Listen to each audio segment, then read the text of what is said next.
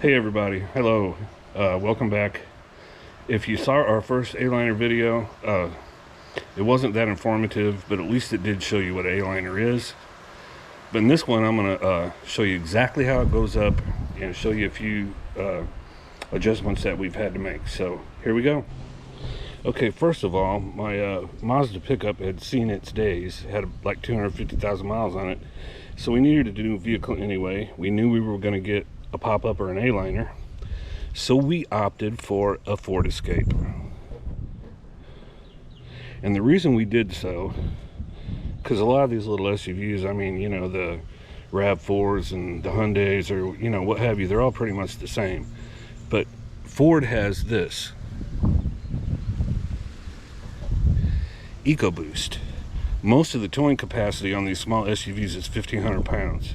That EcoBoost boosts the towing capacity on a Ford Escape to 2,000 pounds. So we thought that would come in real handy.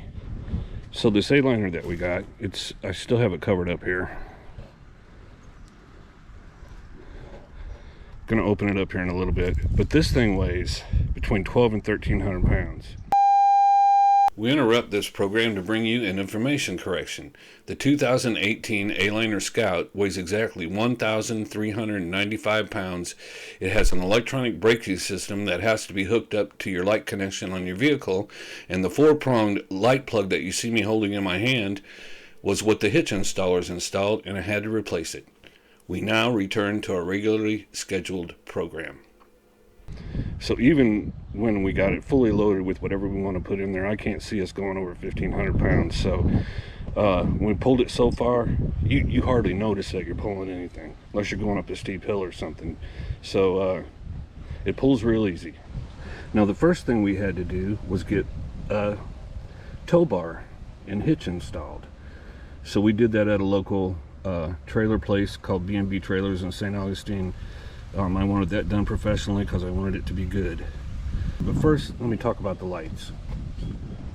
If you've seen these before, the A-liner came with this basic light plug, the 4-prong deal. And this is the light hookup on the A-liner and most SUVs. And as you can see, it's just not going to work. So I had to adapt that and put this on.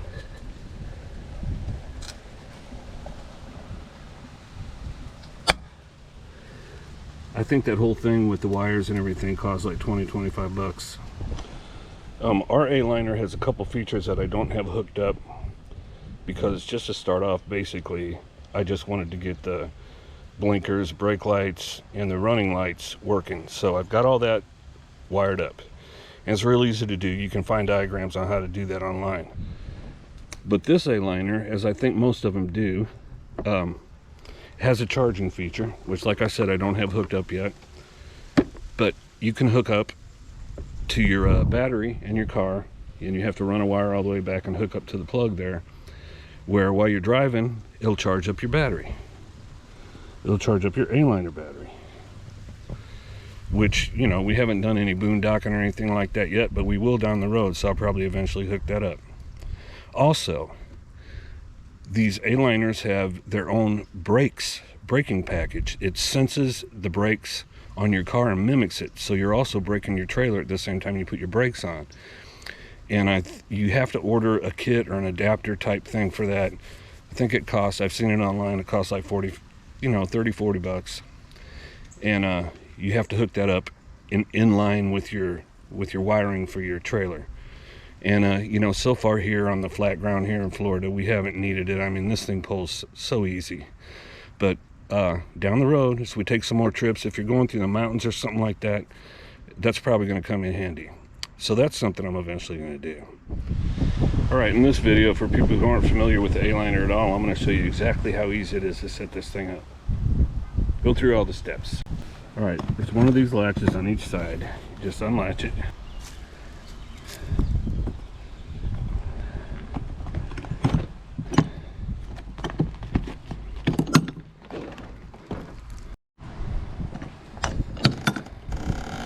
And as you can see, it's actually spring loaded, so it starts to pop up itself.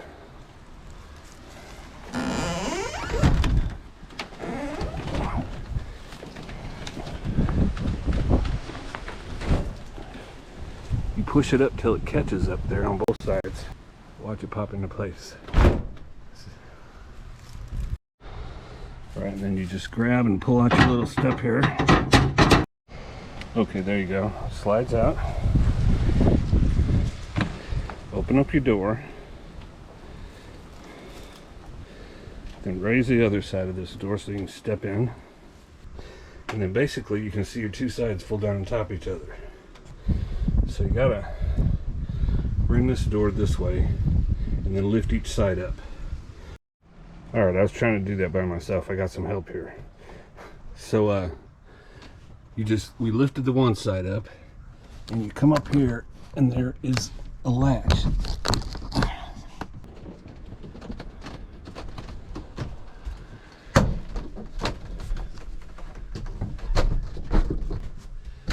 Just twist these latches in place here. There's one more over here. There's two on each side. Alright, it's a little hot in here, so I'm gonna get this fan going. It has a vent fan and it blows either way, and when it's blowing in, it actually blows some air, so it'll cool you off. So let's get this thing going. You unlock it. That unlocks it, and you crank it up. See it opening? And you can blow it out. You can blow it out, or you can blow it in.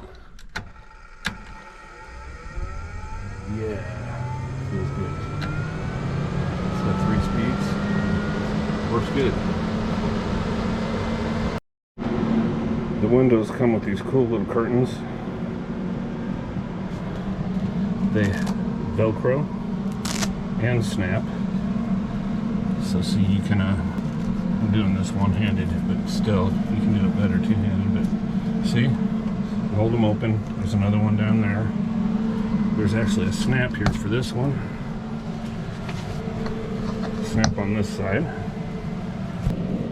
And again, you can roll them up, and they Velcro right there. I just did that quick, but you can roll it up right, and it'll be completely up. Windows open,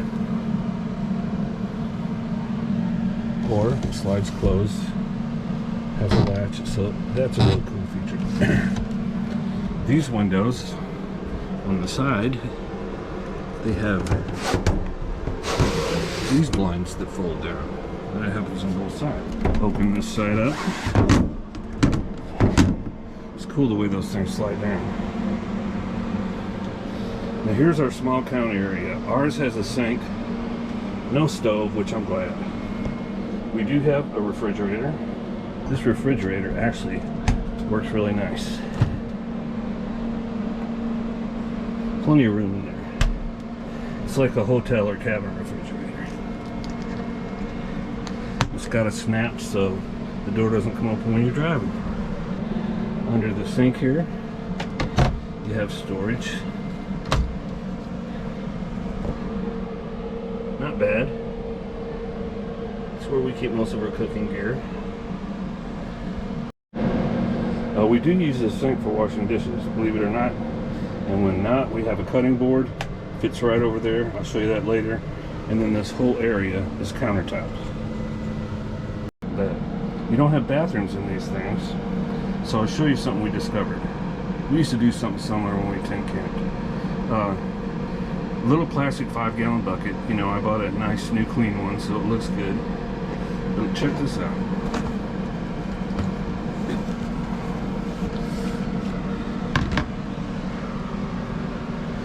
I found this snap-on toilet seat at Walmart. Take it, heard it snap, just pop it on the top of your 5-gallon bucket, and you have a little pee toilet. Cool. We just leave that in here. That really comes in handy. Alright, I'm sitting on the big bed right now, and it is extended all the way. It does fold back, but I just want to show you. This pushes back probably 2.5 feet. So you have a little end table there. I don't know if you can see that, but electric outlets. The other side, you can see your end table that will appear as you push this back. Right under the sink is an outlet. Right over here, you have a little step-up light. And that actually gives out a lot of light when it's dark. Your fire extinguisher. This is on the side of that little coffee center where the air conditioner is. And over here, the other bed, and this is where the dinette pops up. You also have plugs down here, so that it's in back there. When it's popped up into a dinette and you have your table up, you got an access to a couple more plugs. Right on the side of your countertop here, you have like this car cigarette lighter plug for battery chargers and what have you. So there's a lot of cool features. And now I'm going to see if I can clean these windows. But you see these windows on both sides. Let me show you the best I can. From the inside and from the outside. I don't know how well this video shows it, but when we bought this trailer, it was like new. The only thing that's not really like new is the film accumulates on these windows, and it really cuts down how good you can see in and out. So I'm going to try to clean them. Now to clean those windows, the manufacturer suggests you use this stuff called Novus. Had a hard time finding it. So we were camping at Fort Clinch State Park a few weeks ago, and I met this other old guy who had an A-liner, and so we got to talking. And he told me, oh yeah, I found that stuff. You know where you get it? At a Harley Davidson dealer. Novus. The stuff that these windows are made out of, this poly whatever kind of plastic, is the same thing that a lot of motorcycle windshields are made out of. That's what this stuff's for, to clean it. And ours are pretty dirty, mildewed, whatever you want to call it, I don't know. But let's give it a try and see how well Novus works. Alright, it's the next morning, and I finished cleaning these windows, and here's what it looks like from the outside. Actually looks a lot different, pretty shiny. So let me show you exactly what I did. Alright, it was pretty hot yesterday when I started trying to clean these windows, and it was so I waited till this morning. It was a lot cooler. It's kind of hard to put this stuff on when the windows are hot. It got up to almost 90 yesterday, so I got up this morning while it was still cool.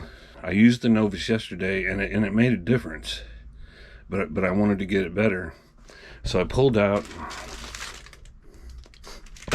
the manual and I read it, and there's actually 3 products to this Novus.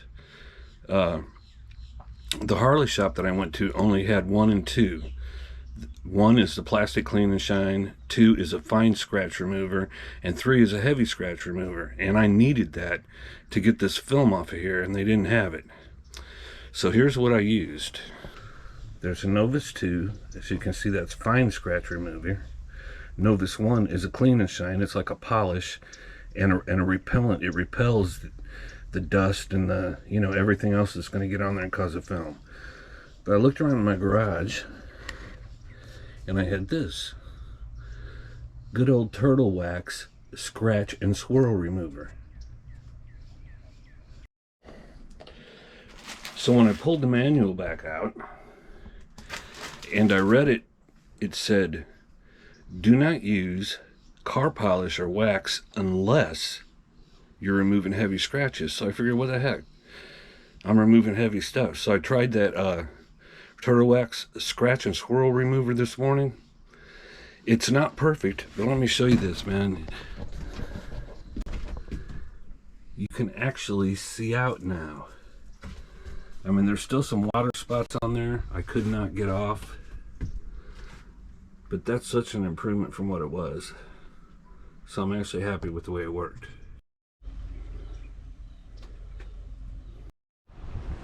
Alright, since I'm playing with the camera today anyway, I'm going to show you a quick takedown.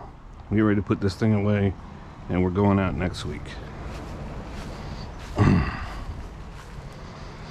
So I put a few more things in here just to make it a little bit easier in the back of the SUV when we take off.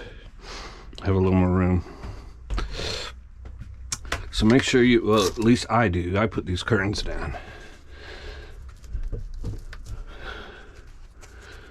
Oh, by the way, both these windows open. I showed you this one over here the other day. Velcro in place. Snap. Do the other side. Velcro in place. So here's how easy it is to take down. Undo your latches on each side. You drop the side without the door first.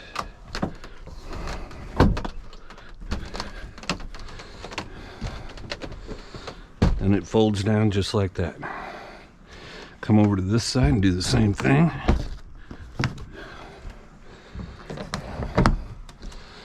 Make sure you got your door angled right. Oh yeah, make sure they're not connected either. And then you lower to this side while you're standing in the doorway. Come back down, lower the door.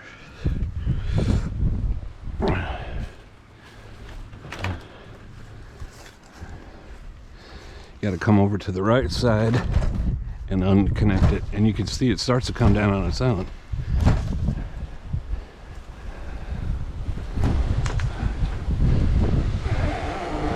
Oh yeah, you see your fan there? Always make sure that that is closed and locked.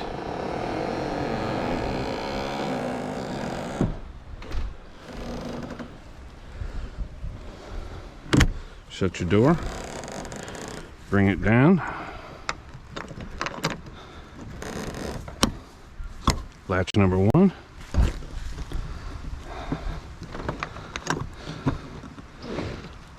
Latch.